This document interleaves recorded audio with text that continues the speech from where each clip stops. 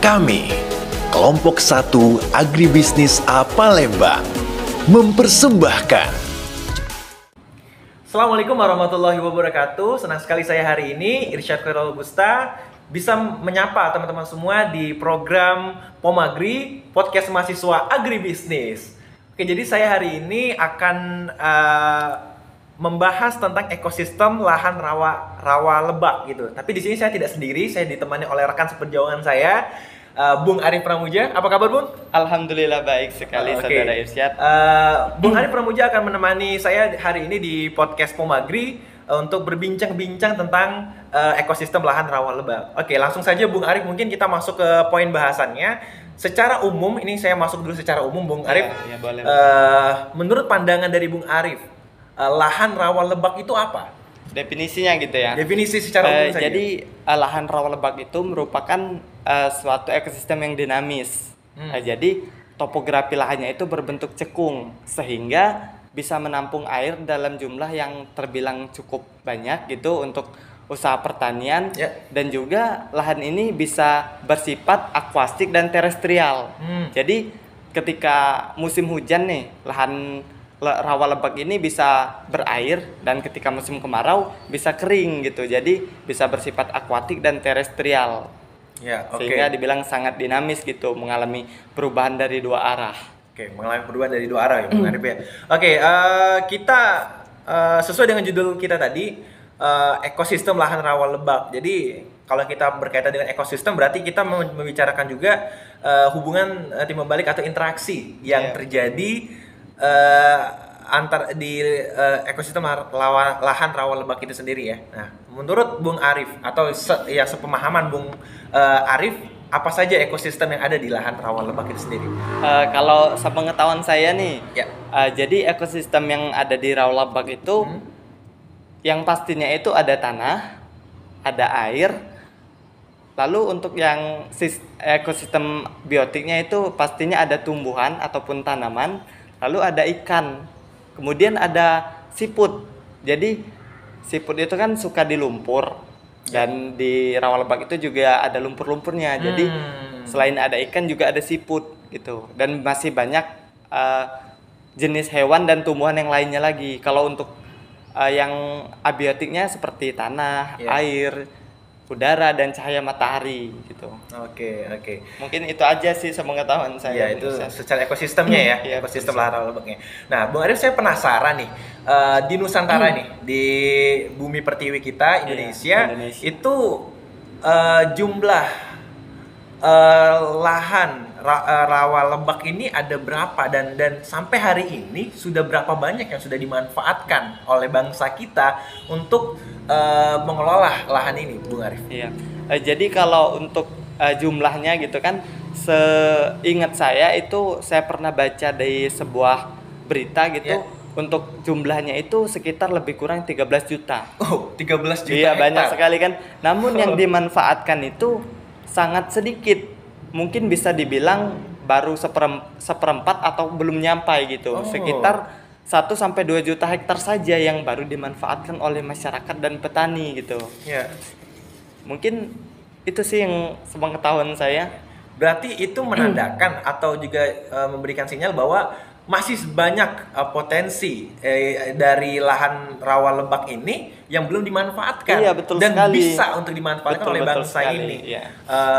Mungkin saya masuk ke ngelihat tadi ya, bahwa potensinya begitu besar ya. Lahannya masih begitu banyak yang tersedia untuk kemudian dimanfaatkan.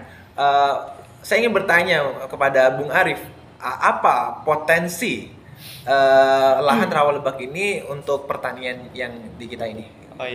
Jadi seperti yang kita ketahui nih, bahwa lahan rawa lebak itu kan menampung air gitu kan. Nah, dari air tersebut itu kan terbilang melimpah gitu kan kalau di lahan rawa lebak. Jadi dengan air yang melimpah itu, petani itu bisa memanfaatkan air tersebut untuk membuat drainase, sehingga air tersebut bisa digunakan sesuai kebutuhan tanaman yang dibudidayakan di lahan rawa lebak itu sendiri.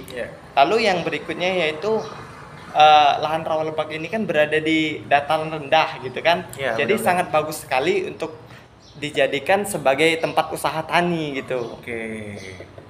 Oke. Nah, kalau kita ngelihat dari jenis tanaman yang bisa ditanam di lahan rawa lebak ini, itu apa aja gitu yang bisa Sebenarnya ditanam gitu? kalau untuk yang umum nih, yang banyak diketahui oleh masyarakat Indonesia itu, yang terutama itu tanaman padi. Padi ya. Nah, namun masyarakat atau petani awam itu beranggap bahwa mereka tuh di lahan rawa lebak itu hanya bisa menanam tanaman padi. Namun seperti yang kita ketahui banyak sekali tanaman yang bisa ditanam di lahan rawa lebak, seperti tanaman palawija dan hortikultura. Nah, selain itu juga dari rawa lebak ini kita juga bisa membudidayakan perikanan juga peternakan. Bisa juga? Bisa, betul sekali, sangat bisa itu. Oke, berarti benar-benar sangat potensial. Iya, sangat banyak itu potensi yang kita dapat gitu kan. Oke. Berkaitan kita balik lagi ke lahan rawa lebak ini. Lahan rawa lebak ini katanya itu bukan hanya maksud saya apakah di setiap tadi kan ada peternakan, bisa juga di lahan rawa lebak. Kemudian ada juga perikanan dan pertanian itu sendiri. Nah, itu apakah lahannya itu semuanya sama? Maksudnya jenisnya sama? Apa ada pembagian-pembagian juga untuk masing-masing ini biar cocok gitu? Iya, bagus sekali sih pertanyaannya. Jadi lahan rawa lebak itu tidak hanya terbagi jadi satu tipe gitu kan? Ada lebih kurang 3 tipe gitu. Yang pertama itu tipe dangkal atau pematang. Lalu yang kedua itu tipe tengah. Yang ketiga itu tipe dalam, paling dalam. Nah, jadi untuk tanaman padi, palawija, dan hortikultura itu biasanya ditanam di tipe dangkal dan tipe tengah. Nah, jadi tipe dangkal ini memiliki kedalaman air itu di bawah 50 cm. Di bawah 50 cm. Iya, betul sekali. Jadi kalau tipe tipe tengahnya itu di bawah 100 cm. Jadi masih bisa untuk tanaman padi juga. Nah, untuk yang tadi seperti yang saya bilang, perikanan, peternakan gitu kan, itu bisa di tipe lahan yang dalam. Nah, tipe lahan yang dalam ini memiliki ketinggian air itu lebih dari 100 cm atau lebih dari 1 meter gitu. Sehingga sangat cocok untuk ditanam sehingga sangat cocok untuk pembudidayaan perikanan gitu. Oke, mungkin tadi sudah cukup paham ya. Dan mungkin karena tadi kita sudah bahas juga potensinya yang begitu besar. Mungkin kita juga akan membahas kendala apa gitu dalam pemanfaatan lahan rawa lebak ini gitu, yang Bung Arif tahu gitu. Kendala-kendala yang berarti dalam pemanfaatan lahan rawa lebak ini. Iya, jadi untuk kendalanya sendiri yaitu sebenarnya itu ada di airnya tadi gitu.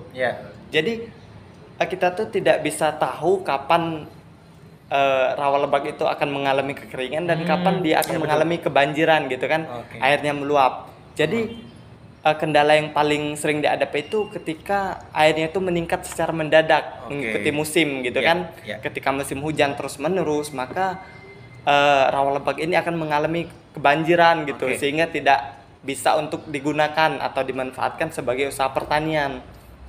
Namun ketika musim kemarau juga lahan rawa lebak ini akan mengikut kering gitu, tergantung musim gitu kan. Nah, makanya dengan mungkin langsung solusinya nih gitu kan, maka untuk mengatasi hal tersebut, maka tadi seperti yang saya bilang tadi bahwa itu perlunya dilakukan pengolahan dan pemanfaatan. Yang pertama itu kita harus pembuatan drainase gitu kan, sehingga potensi air yang ada di lahan rawa lebak itu bisa dimanfaatkan gitu dengan sangat baik sekali. Gokil sekali pembicaraan hari ini, podcast bersama dengan Bung Arif. Terima kasih Bung Arif. Terima kasih juga Saudara Irsyad telah terima kasih juga oleh pendengar semuanya yang sudah mendengarkan podcast hari ini. Terima kasih banyak. Assalamualaikum warahmatullahi wabarakatuh.